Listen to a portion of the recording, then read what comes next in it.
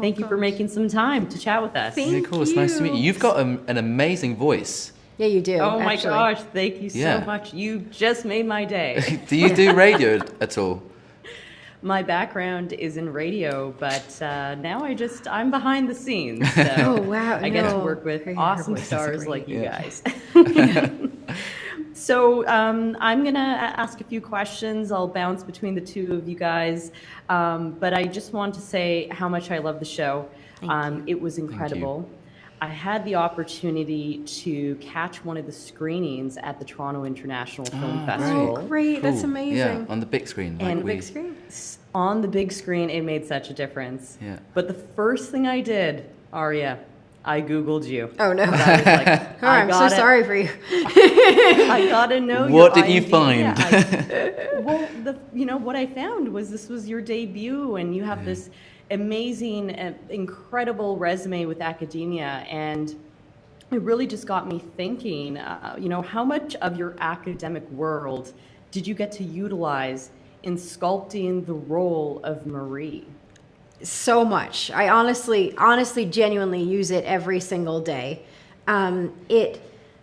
It's so interesting because I started out, as you said, as an academic, but I was never really happy and I didn't know why. And I loved what I studied, but I knew I didn't want to do it as a career. And I always fought for my education, and to be able to say that I got to where I got, I'm like, I was just so grateful and excited to be there, but why wasn't I happy? And it's like this was supposed to be the thing I was doing the whole time. And I because it is that distillation of knowledge, in this case of history, that I was able to bring to preparing a character. And it humanizes all of this sort of book smart knowledge that I've accumulated and really studied for this whole time. And it allows me to not only internalize it, but physicalize it. I don't know if that's a word, but you know what I mean. And I did so much preparation for her, of course, like looking into the history of this time period and the history of the radio. And I study history of communication. So like this was it was so interesting, even though this was not the period I studied, to understand that words have power. Not only do they have power, but they shape the reality we live in. And a character like this she's not necessarily aware of the power of her words, but she knows that they're influencing the resistance. She knows that they're reaching someone, maybe giving someone hope. And she has persistence of hope that she can do better and maybe reach someone across the airwaves. And so all of these spreadsheets and all of this time with the book and the study into the town of Saint-Malo and the history of World War II and of everything down to the food and the clothing and she herself is a scientist, so like that wasn't something I knew anything about, and we experienced the world in such vastly different ways. So as an academic, it was wonderful to be able to immerse really technically and intellectually into it, but when I got to set, I realized, I was learning as I go that intellectualizing isn't always great when you're on set. But that next step of allowing all of this knowledge I accumulated to be in my body and be in my muscles, forget it all and just let it live in my memory and be human and be her, was so wonderful. So it was very helpful, surprisingly. I mean, you mentioned being human, and that's something that, beyond the story, beyond the dialogue of this show, the thing that I observed is how expressive, like physically expressive each character is, especially your character, Aria. Like, you had such a great range of emotions. Oh, thank you. And Louis, that's what stood out to me in your character too, is that there was actually so much in your character's eyes. There was so much concern and worry and guilt and even innocence. And it got me thinking, when you were preparing for this role, how did you go about developing the demeanor of this character? I must admit, I hadn't read the book before I got the part, but I did. I did turn to the book after I got the part. So I sort of pretty much just also did quite an intellectual preparation in terms of collecting whatever I could find in the book about Werner, and then also in the script about him. And on top of that, I I did a session, well, a session of a week of fixing, preparing, building, understanding radios. Because I think aside from the intellectual prep, which I also love, but I also love prep that is physical, and that doesn't mean, you know, like working out or whatsoever, but something physical that the character does, which just sort of seamlessly connects you to the character and makes you tap into it quite easily without everything being very conscious, so to say, so less intellectual. And so that's what I did for a week, and that sort of, I don't know, really connected me to the character and to the way of how he, I don't know, looks at things, handles things, touches things, his habitus. And I'm really happy that you say there were a few different things in my eyes, because it is a quite closed off character, quite timid, so to say, or quiet sort of. I guess he puts his guard up a lot, and he shields himself, and therefore it's not one of those characters that expresses a lot through the body, but more of through the eyes, I think, and through the thoughts, and I'm glad that transmitted somehow. For sure. Yeah. Like your character, like I said, every character was quite expressive physically, but your character, you know, and I think it's almost like he's a lost soul, right? You know, and I agree.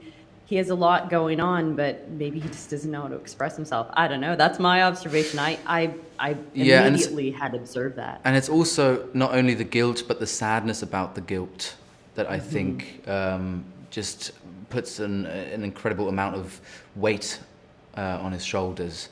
And I mean, try to move around with a lot of weight on your shoulders. It's not that easy. I mean, I remember being 6 years old and having my backpack in school. That was a lot of weight. A lot of weight. So we're talking a lot about, you know, the physical aspects of the performance. A few weeks ago on the show I produced, we actually had Joe Strecce on the show, and he was the accessibility consultant. He's amazing. On the production. We love him. He's so lovely. Incredible. And, you know, one of the things he was putting a lot of emphasis on is, you know, he's talking about the authentic portrayal and the gestures and the body language and why it was so important for the show. Aria, as an actor, how do you go about bridging your lived experience with a fictionalized character from a totally different time period, like you were mentioning earlier? Yeah, it's a great question. Well, this was probably one of the biggest elements in my prep, because her movements are really quite specific, and I think we have 100 years of film that has taught us that a blind character looks a particular way that unfortunately is remarkably stigmatizing because it's not been authentic. It hasn't really taken time to like learn from this community and hear our voices. So in beautiful pieces of art, some stereotypes have been enforced, and those include like vacantly looking away several feet off from eye contact, never making an effort to look towards the sound of someone's voice, palms out, shuffling feet, vapidness, like all of these qualities that somehow have come to mean blindness for an audience, when in reality, in the real world, blindness is very rarely observable, particularly through your face and eyes and the placement of your eye line or the placement of eye contact, because that's just, you follow sounds. It's polite. It's polite to look towards the sound of someone's voice, to look slightly up so that you're making eye contact.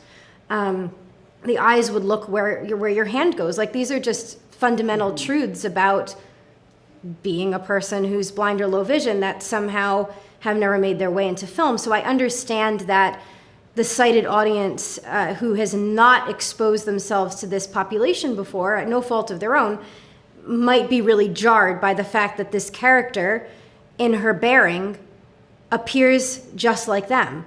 But the message and the cues to the blindness is either in circumstance or is in the movement of her hands and feet. And I think Sean did such a beautiful job of listening to Joe and his cues to understand, that you can't necessarily have this character look 2 feet away from someone when they're speaking to symbolize the blindness. That would be a trope, and it would be wrong, especially for a character who's as strong and resolute as Marie. So if he wanted to communicate it would be in the gesture of the hand reaching to the radio dial, or a specific movement of her hands on the Braille page. There's so much that blind and low vision people today learn, like reading Braille and using a cane, that Marie wouldn't have access to. She would have had to learn a lot of those things independently. The technique is totally different from today. So I think it's so important to see the differences in the historical time period then and now. But also for me, as someone who, like 90% of the population of the blind community is not totally blind, to portray a totally blind character and allow my lived experience to shine through, and for the audiences to recognize that blindness is a spectrum, and that lived experience is so valuable and important to telling these stories truthfully and honestly, and that diversity and the inclusion and representation of those voices in this industry and in this piece allows us to be better people and to open up our world to those who are different than us. So it's a really special character to play, and I'm so glad you talked to Joe. He's wonderful. Joe was great. Honestly, such a great guest, as are you two. So I'm kind of curious, so, both of you are actors, but one of the things that I really appreciated that Sean Levy and his team did was to adapt this book into a limited series as opposed to a movie. And I'm just I want to know from you, how important do you think the format played into depicting this story? And the question is open to either of you. I mean, I think it was a very, very wise choice to give it more time, to let it breathe, to have the possibility of including as much as possible from the book into the final product. I think with a film of 2 hours, a lot just would have been lost, really, and you would have to, I don't know, get rid of Von Rumpel or something. I don't know. Yeah. I don't know, but so I think that was a wise choice, and I think so. I mean, it could also have been a 3.5 hours film like The Irishman, but I'm not sure whether so many people would have watched it then, because it is so much easier to tell yourself, I'm going to watch one episode of All the Light We Cannot See. It's 40 minutes, 45 minutes, 50 minutes, whatever. And then there's a cliffhanger. And then you have to pick up the next one. And then you have to, you pick up the next one, and then you watch the next one and the next one. So I think it's a very engaging form. Yeah, and like really accessible to people too, because I'm like, not everyone is a nerd like me and is going to go pick up a 600-page book and like read it 20,000 million times.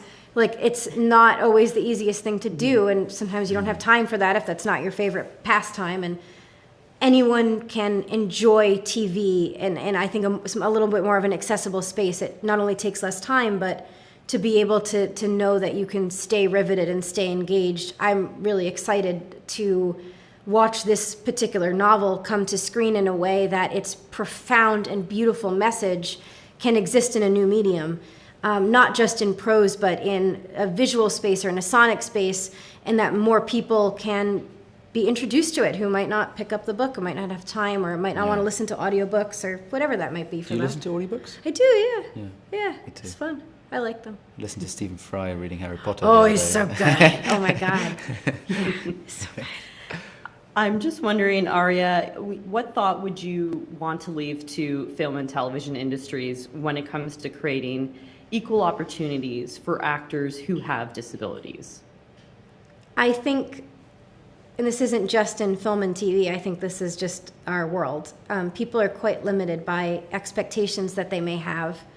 And I'd like people to not be limited, and whatever that might be. So whether it's your mindset going into something like casting, or whether it's someone like me and my mindset that I could never be an actor, I want people to be able to live in a world where they have that freedom and that expression. I think it's really important for authentic stories to be told, but at the same time, I want to make space for everyone to be able to be a part of this industry and to be able to be a part of storytelling.